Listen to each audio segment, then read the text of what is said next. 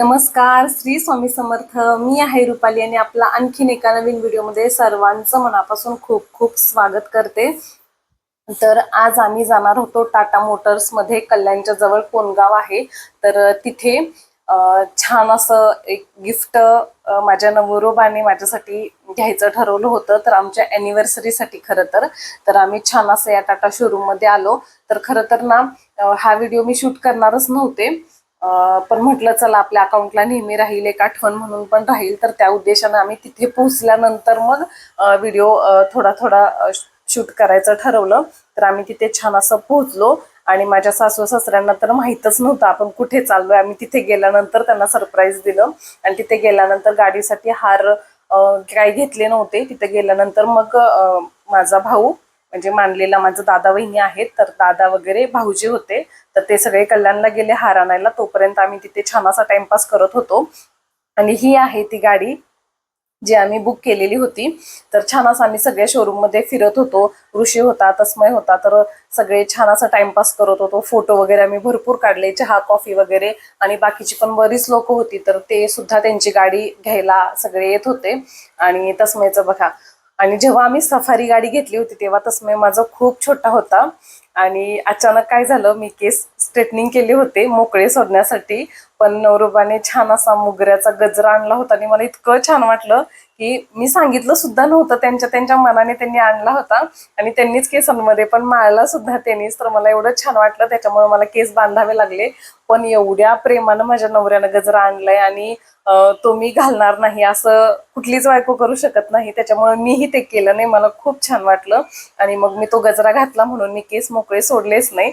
तर तिथे आमची खूप जास्त अशी कॉमेडी चालली होती. माझी वहिनी शूट करत होती ते. आणि नंतर मग सगळ्यांसाठी गजरे आणले होते, मग सगळ्यांना दिले. आणि मग हा सागर दादा आहे जो की गाडीचं आमच्या सगळं त्यानंच डॉक्युमेंटरी सगळी केली होती. तर मग गाडी माझ्याच नावावर होती, कारण अॅनिव्हर्सरीचं गिफ्ट मला आहोंनी गिफ्ट केलेलं होतं म्हणून. पण भरपूर अशा सह्या करायच्या होत्या म्हणून मग तो बोला दोघांनी सुद्धा सह्या केल्या तरी सुद्धा चालेल. मग सुरुवातीला अगोदर मी सह्या केल्या आणि त्याच्यानंतर मग यांनी पण केल्या. असं करून आम्ही छान सगळं डॉक्युमेंटची जी काही प्रोसेस होती ती आम्ही छान पूर्ण केली. आणि इतकं छान असं वाटत होतं. खरं सांगू का तुम्हाला, आयुष्यात कधीच विचार नव्हता केला की मी कधीतरी फोर व्हीलर मध्ये स्वतःच्या तरी कधी बसेन का.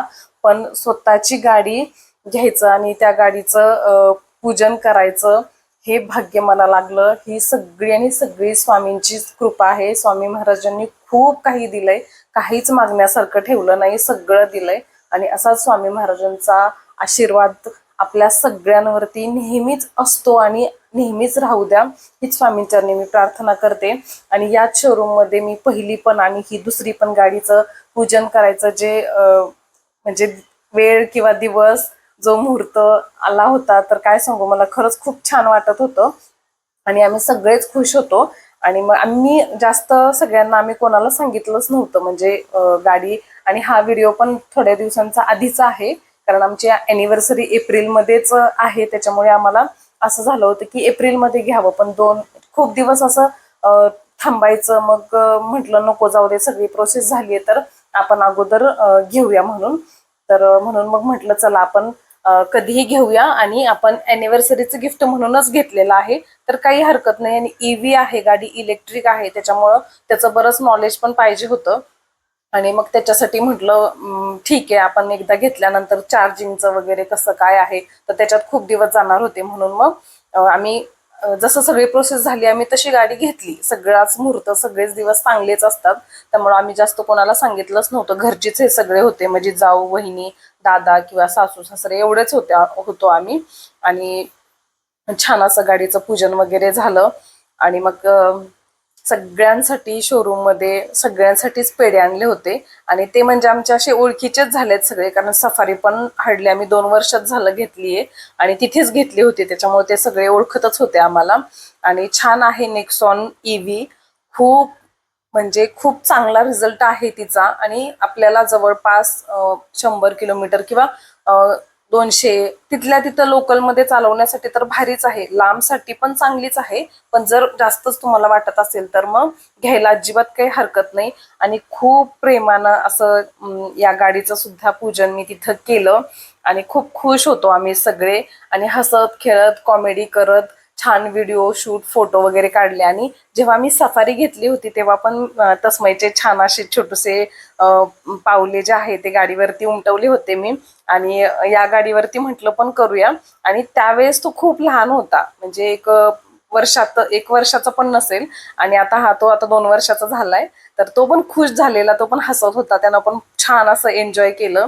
आणि नंतर मग टायर 2 टायर आहेत, म्हणजे ते पण कुठे वाकडे जाऊ नये, ते पण व्यवस्थित छान असं लाईन मध्ये जावं, त्या ह्याच्यानं मी टायरचं पण पूजन केलं.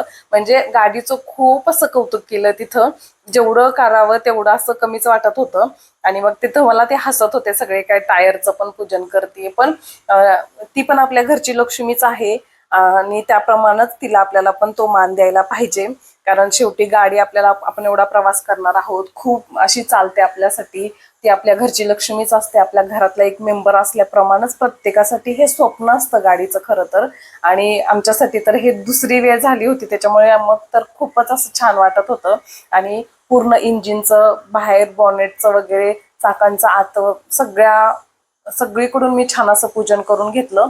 आणि लाल पिवळा जो धागा असतो तर तो पण मी छान असा स्ट्रेरिंगला बांधून घेतला, की कोणाची वाईट नजर लागू नये म्हणून असं. आणि छान असं ओपनिंग पण त्याच्यानंतर आम्ही छोटंसं असं केलं, जे आपण रील्स करतो की हे टाकल्यानंतर ते ओपनिंग करायचं वगैरे. आणि इथे ह्या दोघांचं काय चाललं होतं, यांच्या म्हणजे माझ्या जावेचाच मुलगा आहे तो, म्हणजे घरातलाच आहे, यांच्या सख्ख्या मामांच्या मुलाचा मुलगा. तर ते दोघं छान असे खांद्यावर हात टाकून गाडी भोवती फिरत होते. तर मी जेव्हा शूट करायला गेली तेव्हा त्यांनी ते लहान मुलांचं असंच असतं ना. आणि हे बघा अचानक मी जो मगाशी तुम्हाला दाखवलं सागर दादा ज्यानं सगळं गाडीचं आम्हाला करून दिलं होतं शोरूम मधला, तर जस्ट त्याला असंच म्हटलं होतं अॅनिव्हर्सरी गिफ्ट आहे हे माझं. मग तो बोलला मला अगोदर का नाही सांगितलं तुम्ही, मी केक आणला असता. म्हटलं नाही आत्ता नाहीये ना अॅनिव्हर्सरी, अजून थोड्या दिवसांनी आहे म्हणून नाही सांगितलं. पण एवढ्याच शब्दावरती त्या सागरदादाने छान असा तिथूनच केक अरेंज केला, तो लगेच घेऊन आला. आणि अॅनिव्हर्सरीचा केक पण आम्ही तिथे कट केला. आणि आम्ही सफारी घेतली होती तेव्हा आहोंचा बर्थडे होता त्या दिवशी, त्याच्यामुळे आम्ही पण एक केक नेलेला आणि शोरूमवाल्यांनी पण एक केक दिलेला. तर आम्ही तेव्हा सुद्धा तिथं छान असं केक कटिंग केलं होतं.